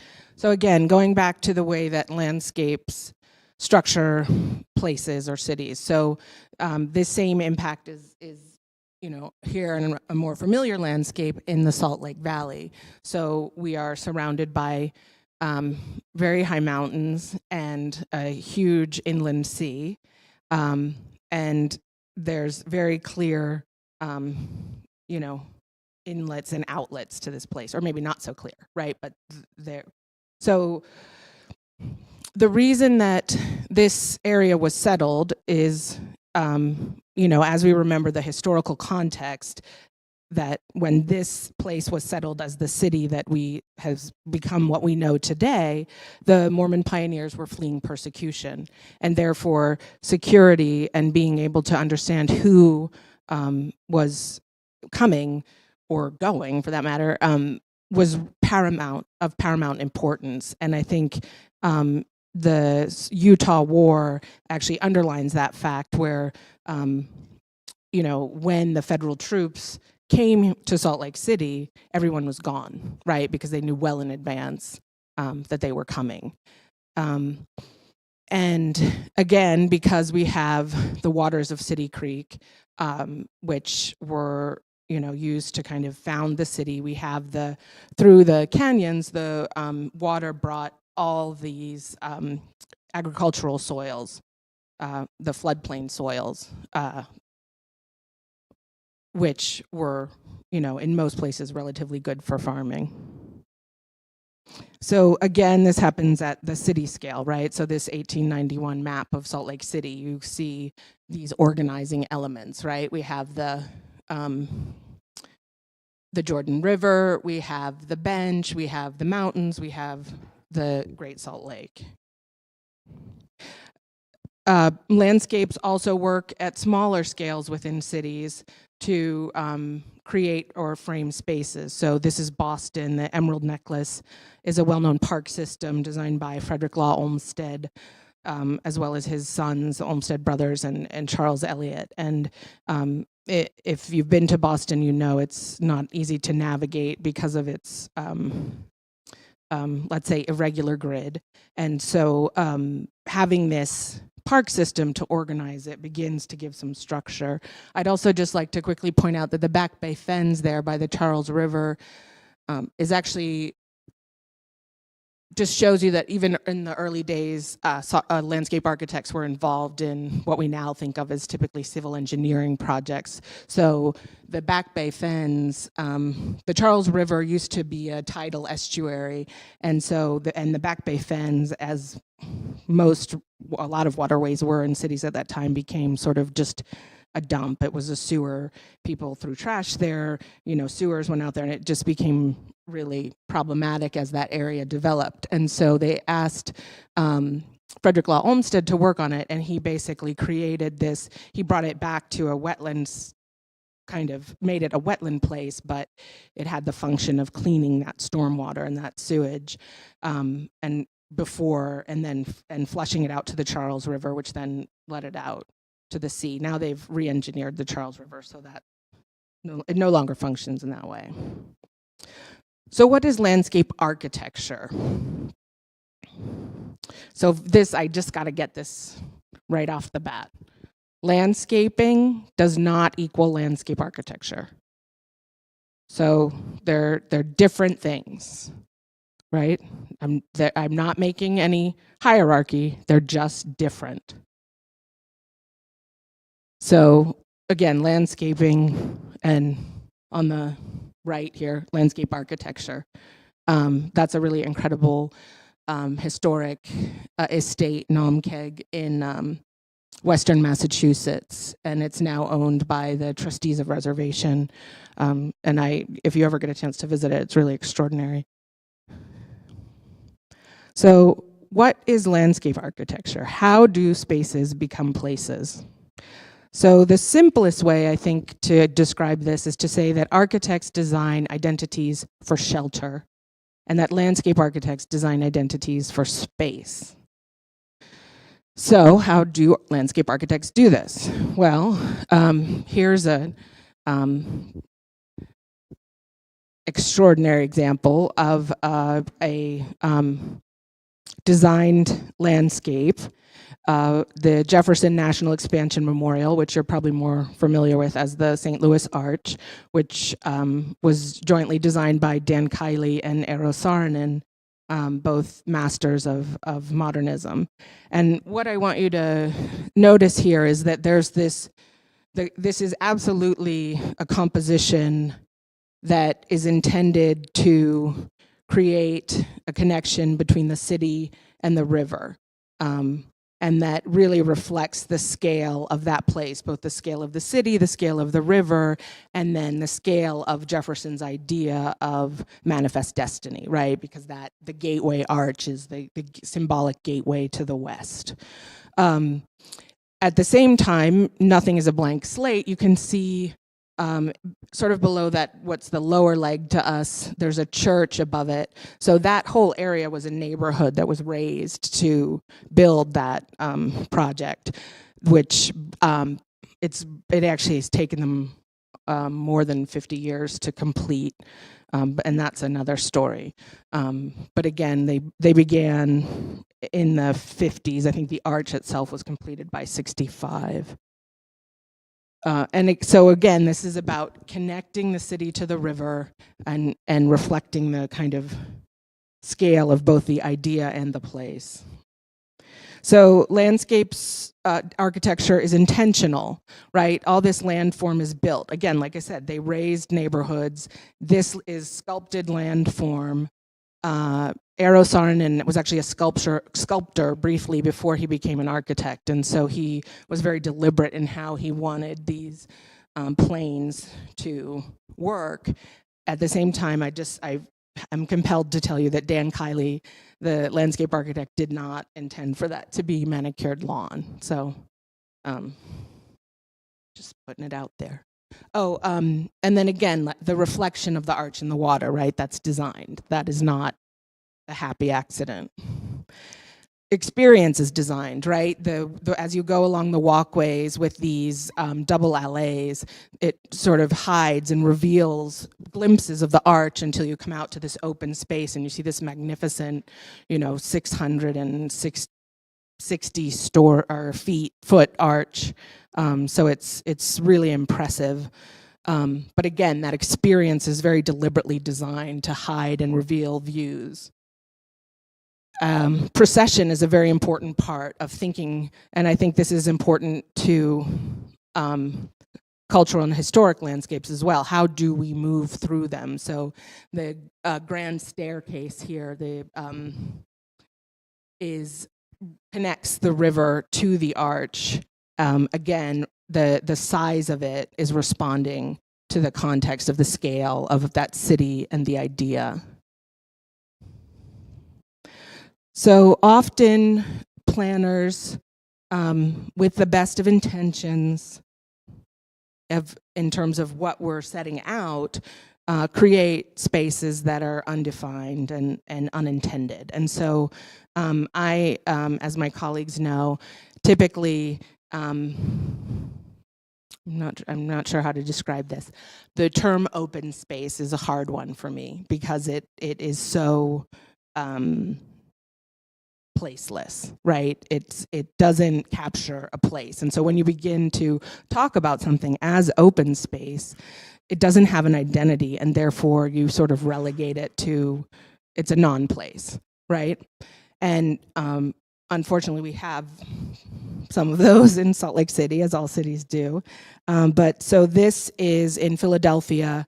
It's a disused elevated rail line, which the city would like to turn into sort of their high line, the viaduct rail. And so what they did is they brought in designers to reimagine places along this corridor and begin to think about how we could shape them as spaces. So Walter Hood's design firm, created this essentially pop-up park and eating space for the neighborhood, but really just to begin to get people to think about it differently. And one of the things I want to emphasize here is that edges create spaces, and having edges in cities is really important. And edges can be planted material. They can be, as you see here, they cut open containers. They don't have to be walls, right? But they need to define space. And again, often these landscapes are temporary. They're meant to evolve into sort of the next iteration of that place. At the same time, urban landscapes can create a place of rest in a busy city. So this is in Boston, the Prudential Center Plaza. And Mick Young Kim Design created these fiber optic poles with birds on top, metal bird sculptures that flutter in the wind. And at the same time, this has different types of seating so that you can accommodate different uses and different users during the day. And, just get a place to rest and catch your breath in your busy day. And also, again, landscape architecture involves research and kind of deliberation and really understanding what the effect of these design gestures will be. So it's not happenstance. Central Park someone didn't just come and put a fence around it, right? That was a huge undertaking to build that. Landscapes can also stitch together places that may have a different character. So this is Tanner Fountain, which is on the Harvard campus, and designed by Peter Walker Partners. And you can see here that these buildings have pretty different architectural styles, but by sort of bringing your attention to that fountain as a focal point that's sort of unexpected and delightful, it also allows you to reframe your attention on those buildings and appreciate each one separately as opposed to being jarred by the contrast. Landscape architects design with seasonal change, right? We know this is living material and it changes with the seasons. And I just wanted to emphasize that it can be very, very simple interventions that can be very effective. So landscapes tell stories, and one of the aspects of the work that I've done prior to joining Salt Lake City is cultural landscapes. So I've done a lot of work on historic landscapes, ranging from battlefields to parks to War of 1812 forts to the Arch, as I showed you there, as well as historic landscapes in the West. And really, landscapes tell stories, but it's a question of being able to know how to read those stories, to understand what it is they're showing us. So again, I just want to emphasize that landscape is not a natural space, right? It's not simply that. So that every landscape is the place where we establish our own organization of space and time. And J.B. Jackson is a really terrific writer on landscapes. So here's an example. This is in Phoenix, Arizona. Tenike Landscape Architects designed Steel Indian School Park, which some of you are probably familiar with the history of Indian boarding schools. A very traumatic history where children were taken from their parents, forced to go to boarding schools where they were not allowed to speak their indigenous languages, forced to cut their hair and, dress in a Western style clothing, and, clearly places of trauma. And so making this place into a park, that has really areas for reflection, as well as just some, big playing fields, places for gathering. It begins to reassess that history, right? It allows us, again, to reframe that history, to elevate the importance of that cultural memory, while at the same time understanding that there are multiple interpretations of this history, and it's important to honor those, as well as, again, when there is trauma, that there are ways to heal that. And this project was done in collaboration with former students of the school, as well as local Hopi and Navajo communities. So then this final one I want to talk about, again, is this project is actually in South Africa, in Cape Town, and just how these interventions in the landscape, just by suggesting enclosure and framing spaces, we can really begin to transform, open space into a place. Or we can also reinterpret that place. So this is in Cape Town. It's one of the, so this is the company gardens. So when, even prior to, colonizing, the Dutch, when they would go around the Cape of Good Hope, they would stop, and then they had their gardens here where they could sort of replenish and refuel for their journey back to Holland. And so, that building, or I'm not sure how old the building is, but that landscape and that place has sort of been a part of Cape Town's history since the 1600s. And so Snøhetta, which is a multinational firm, they're based in Norway, but really does great sort of urbanism, architecture, landscape, all of it, teamed with a firm called Local Studio, which is based in Johannesburg, to design this arch dedicated to Archbishop Desmond Tutu. And so he would lead anti-apartheid marches from this place, and the wooden members represent the different articles of the South African Constitution, but again, sort of reframing this place that was a history of sort of colonialism and this kind of deeply segregated history that South Africa had, to then say, we can now look at this place differently. We can reframe it, and we can, propose a future that works for all South Africans.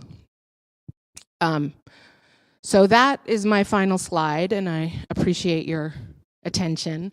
I am happy to take any questions you have, and again, I hope that you'll see me as a resource, and if you have questions or as things come up on projects, I would, certainly be happy to, please always feel free to reach out to me, and you'll be seeing a little bit more from me too. I'm going to be working a bit on the historic landscape design guidelines as we move those forward, and so thank you. Thank you, Laura. Commissioners, questions, comments for Laura? Yeah, looks good. Thank you very much. It's good to know you're on the team. Thanks.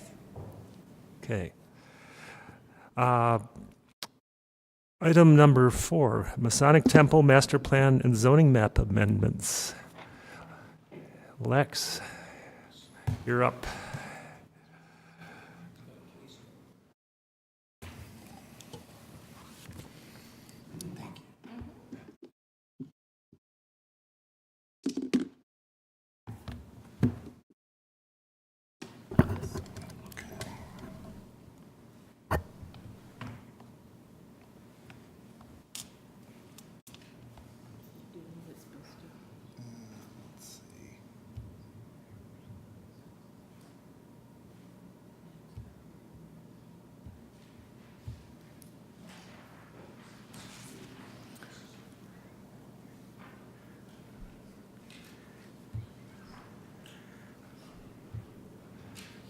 started. I know last time I did this, I was the last one, so.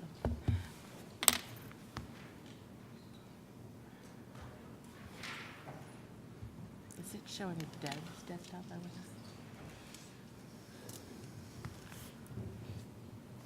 Okay, let's try this.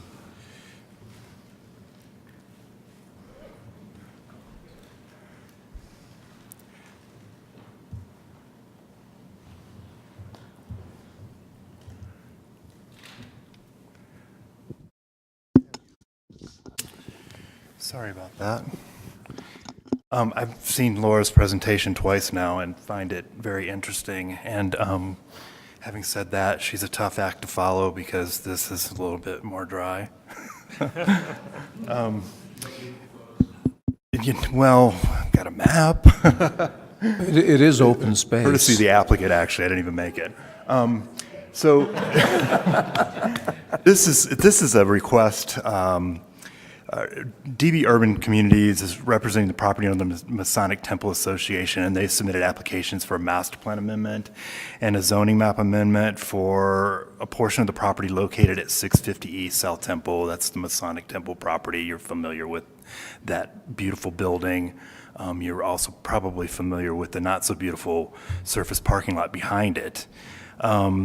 And they're proposing to amend the Central Community Master Plan future land use map from institutional to residential office mixed use, and to amend the Salt Lake City zoning map from institutional to residential office.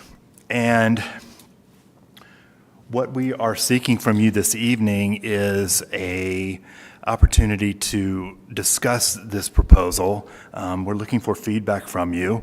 And once we have that feedback, this proposal will go to the Planning Commission. They will make a recommendation with your input to the City Council. The City Council would have final decision-making authority for the master plan and rezone proposals. So this is what is being asked.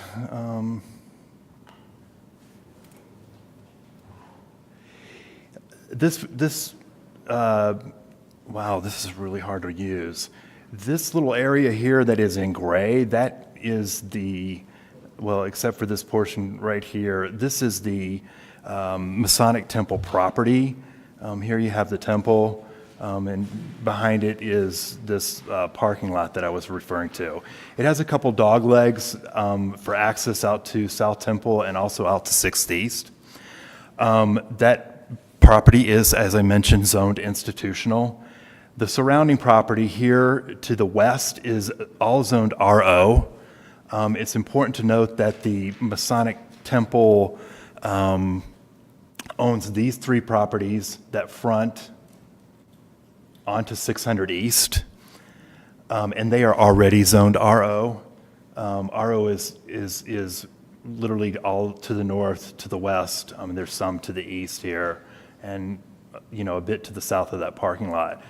It also abuts some Rmf 35 here. It abuts, well, it actually doesn't abut this, but because this property is not owned by the Masonic Temple, but there's Rmf 45 on the same block. So the area that is outlined here in red is the area of the Masonic Temple's property that the applicant is proposing to rezone.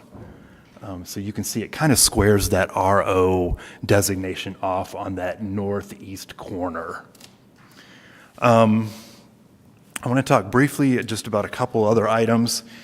I want to talk a little bit about use, and I outlined all the uses that are allowed in the RO zone in your memorandum tonight. The uses that are allowed by right, also uses that are allowed through the conditional use process. I just want to note that many of those uses that are listed for the RO zone are also allowed in the institutional zone. The major difference between these two zones in terms of use, in my mind, is the fact that in the institutional zone, the only type of dwelling other residential use that is allowed in that zone is for assisted living. So there are no other dwellings that are allowed in that institutional zone. Multifamily, single family, attached, detached, boarding houses, twin homes, two families, none of that is allowed. The other use that is not allowed under the institutional zone that is important here to note is there's no mixed use development allowed. And so I think that having the opportunity for residential and the commercial aspect there could potentially result in a really nice development of what is currently that surface parking lot. Could be a nice attribute to that neighborhood. I want to just also briefly touch on some kind of differences in design standards, particularly in the particularly building height. The institutional zone allows for a building height of 35 feet. The RO allows for a building height of 60 feet. And so you can see that 60 feet is already allowed, here on this block face along 600 East, which in my mind is a very sensitive block face. There's some kind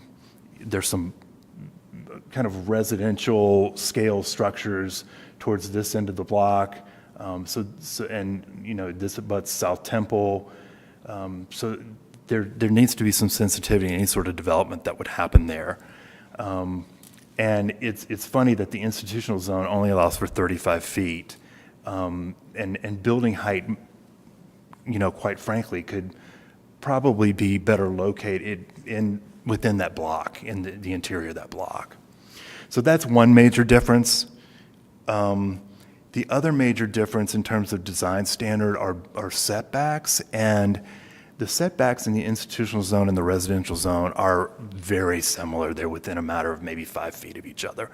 So front yard setback, sides, interior sides, rear, they're very similar. So, that's kind of the parameters of what could potentially be built there.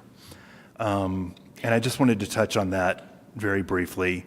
It is important to note that while we are only looking at the appropriateness of the master plan amendment and the zoning map amendment at this point, and we don't have a specific project that we're reviewing, any sort of future development, new construction would come before you for your historic and design review. So just keep that in mind. And again, we planning staff, the planning commission soon, and the applicant here are seeking any input you have on what is before us tonight. And I'm happy to answer any questions if you have any. Otherwise, I would turn it over to the applicant and let them speak. Just one quick question, either for you or the applicant, whoever wants to. Why not the entire parking lot? I can't answer that. Let's leave it to them. Okay. Okay. Questions for Lex? Anyone? Right, thank you. Thank you. Applicant, please come forward.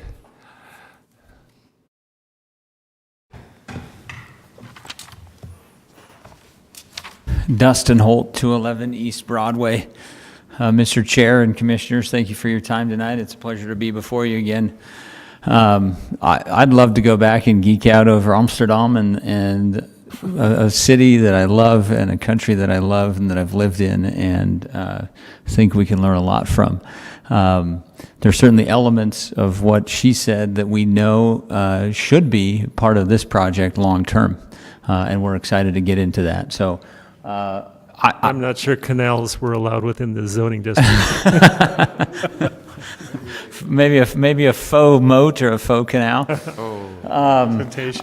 I wish I had. I have my thumb drive, and I think it has the same 4 slides that Lex had, because we're really not here to talk about a building. We know we'll get to that point, as Lex mentioned. We fully understand and agree that when we come to that point, regardless of whether it's a commercial mixed use or a residential building or structure or project, that we will need to adhere to the design standards and criteria that you've laid out, and we expect to do that. So we're here tonight on behalf of the Masonic Temple Association. The Masonic Temple Association is run primarily through endowments. Some of their major endowments have shorter horizons than others, and so the association is looking at the way to maintain what really truly is an iconic structure on South Temple. And so one of the ways that they see an ability to do that is by ultimately allowing this western property to be developed. As we looked at the current zoning map, the current master plan, I think as Lex nicely pointed out, most of 600 East already is this RO zone.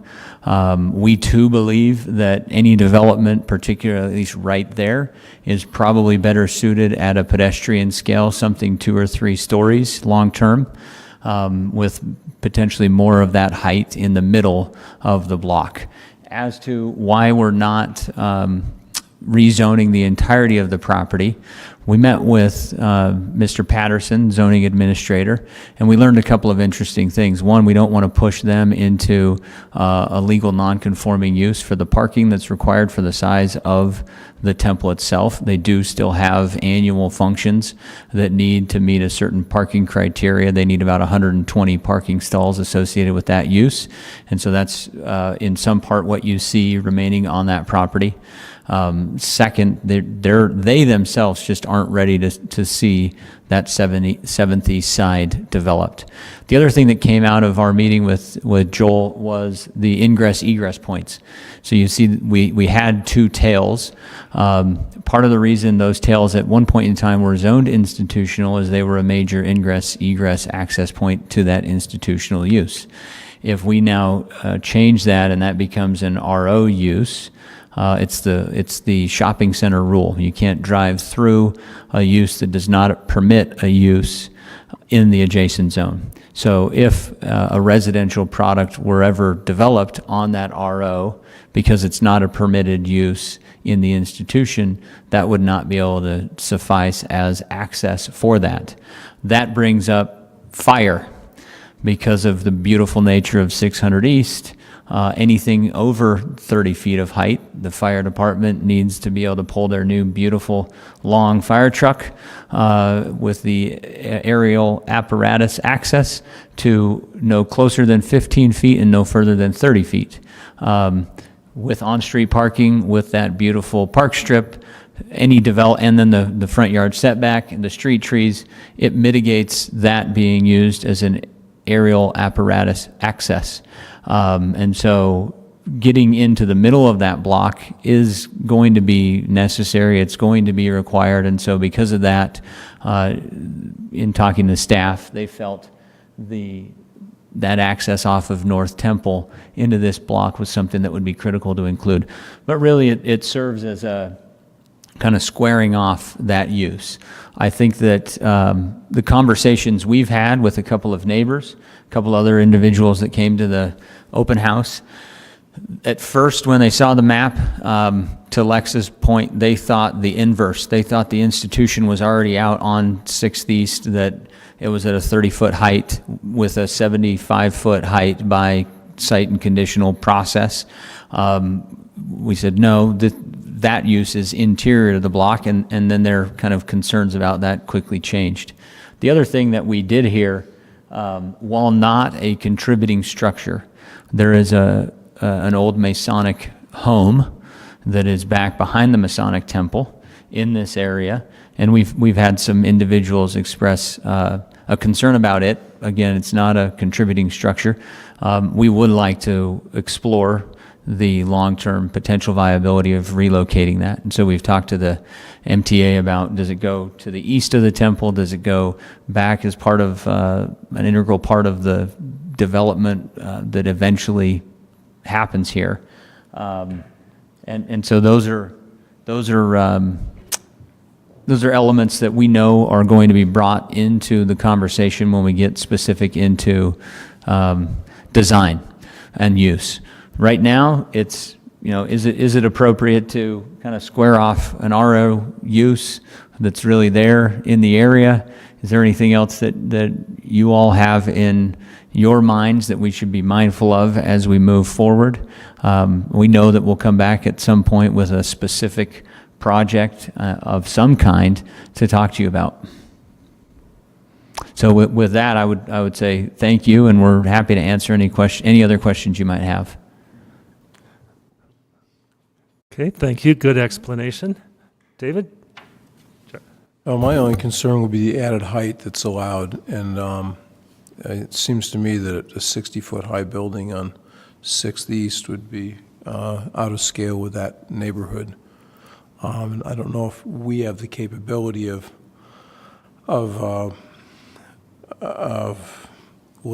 saying, well, you're going to limit height in this particular, constrain the height in this particular lot or not. I really have no idea what those mechanisms are. Yeah, I mean, anything that comes to you will be a new construction project, and you do have the ability to regulate height through that, because really you're looking at how it meets, how it's compatible and how it meets the regulations and the standards for the district as well as the street block. Yeah, I mean, I guess the benefit of a proposal like this is it does allow potentially for the developers to kind of go a lower height along the street frontage to kind of honor the character of that street frontage, but then actually potentially go a little higher in the middle of the block. So that is one benefit of this proposal. Right, so the historic overlay would give this commission, or staff for that matter, the ability to say, well, we want development along the streetscape to remain compatible. That's correct. With that streetscape. Yep. Okay, and that would trump the fact they could build something that's probably 3 times higher than might be appropriate. Yeah, But that goes even if the zoning says 60 feet, we can... Correct. And Lex, feel free to come on up if I'm speaking out of turn, but...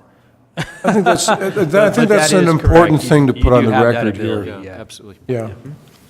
I guess linking back to the previous presentation about context sort of being everything, when the proposal comes in, obviously it's just critical how it is presented, how it lands in that neighborhood.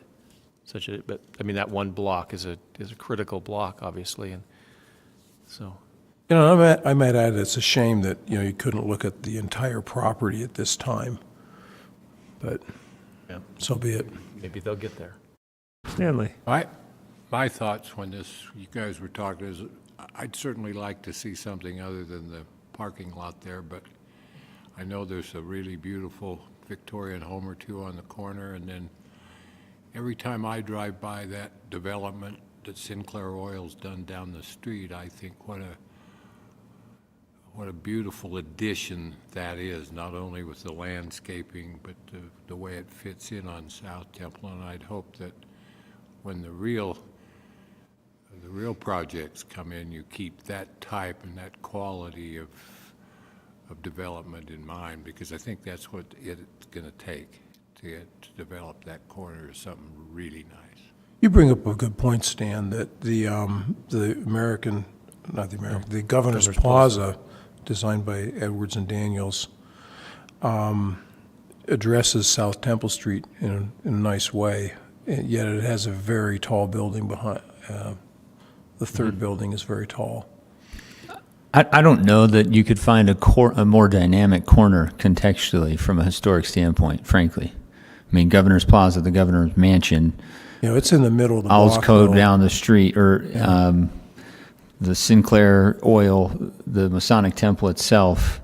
I mean, there's no doubt that the McCarthy Mansion right there, there's no doubt that there is some great attention will need to be placed on the context of the building, not only from a building fit and finish, but also even a landscape respect, as we just heard.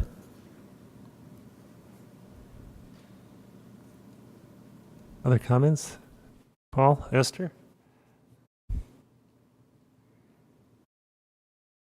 Okay? I think the Governor's Plaza took out two beautiful mansions, as I recall. Probably. Yeah, I'm not sure I want to get behind using Governor's That may Plaza not be as the like right the one. hallmark of Yeah, how we ought to no. be moving forward in Salt Lake, but because I freaking hate that building. But I think Conceptual. going RO to make some development of this wasted space, and it's such a lovely spot, makes a ton of sense to me, and I'm all in favor. And we're piggybacking on a budding land use. You know, it's not like you're coming in and asking for form-based zoning here. Yeah. Nice. Okay. So it sounds like we're on board with the direction you're going, and we'll look Thank you. forward to seeing a development. So we're hopeful to be planning helpful commission development. sometime in the next couple of months, and city council whenever they can get us on their agenda. But hopefully this summer, early fall, and hopefully not too long thereafter, we'll be back before you. So Good. Thank you. very much. Thank you. And thank you. Thanks, Lex. Thank you, guys. Okay, we'll wrap it up here. We are done for the night. Thank you, everyone.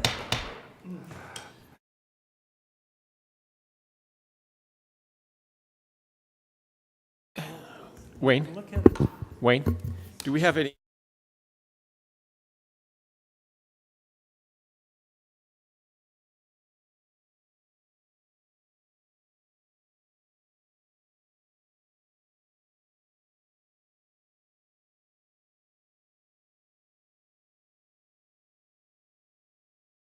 Awesome.